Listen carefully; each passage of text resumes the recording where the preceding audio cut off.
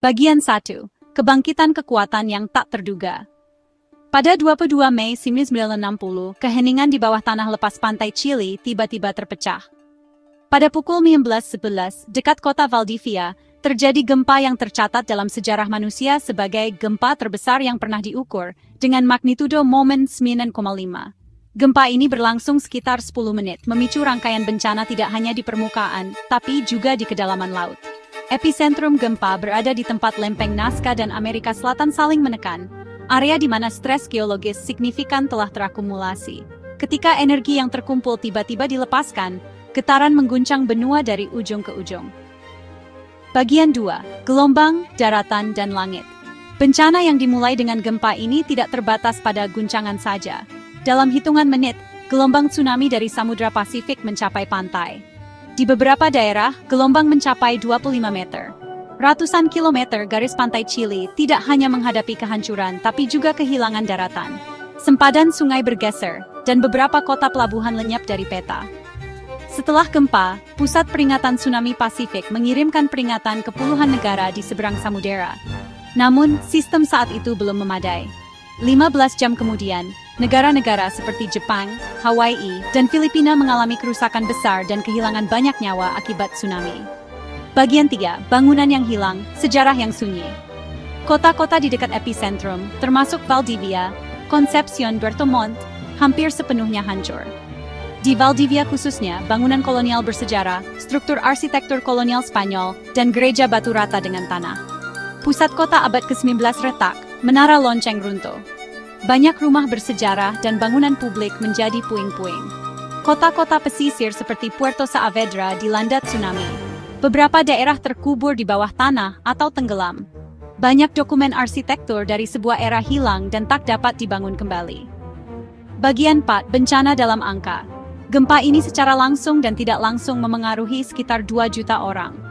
Menurut sumber resmi, sebanyak 45 orang meninggal dunia, lebih dari 3.000 terluka, dan 2.000 kehilangan tempat tinggal. Jumlah ini kemungkinan jauh lebih besar karena keterbatasan komunikasi dan pencatatan saat itu.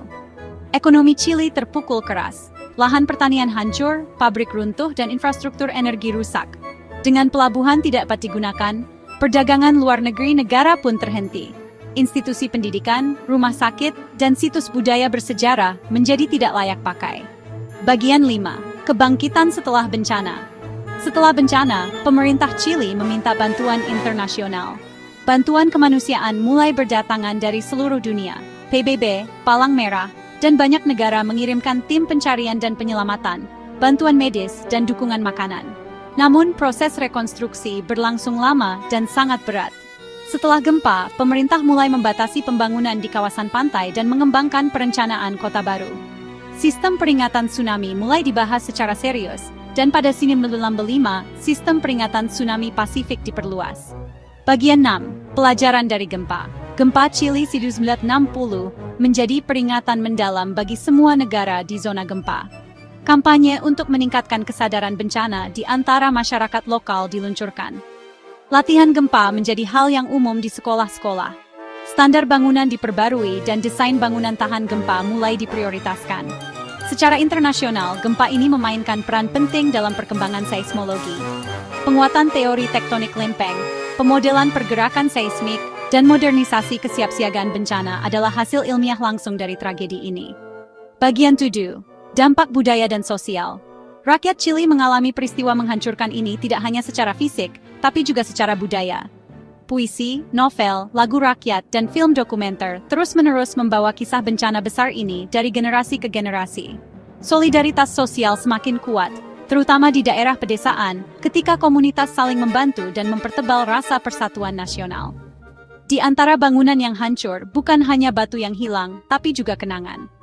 Beberapa festival rakyat dan upacara keagamaan dibentuk ulang untuk mengenang mereka yang meninggal dunia. Ibadah tahunan yang diadakan setiap 22 Mei menjadi momen untuk menghadapi masa lalu sekaligus mempersiapkan masa depan. Bagian 8. Langkah menuju masa depan. Hari ini, Chile dianggap sebagai salah satu negara dengan infrastruktur kesiapsiagaan bencana terbaik di dunia. Pelajaran dari gempa tahun 1960 telah membantu mengurangi korban jiwa pada gempa berikutnya. Sistem peringatan dini yang canggih, regulasi bangunan, jalur evakuasi tsunami, dan edukasi publik kini menjadi sistematis. Selain itu, pengalaman Chili juga dibagikan ke negara lain di zona gempa seperti Jepang. Kesimpulan, kenangan yang ditinggalkan oleh kehancuran. Gempa Chili 1960 bukan hanya kehancuran fisik, tetapi titik balik yang menunjukkan betapa rentannya manusia menghadapi alam. Dinding batu mungkin telah runtuh, namun kenangan dan pelajaran tetap abadi. Bahkan hingga hari ini, tanah yang sunyi itu masih berbisik. Bersiaplah, alam sabar tapi tak pernah lupa.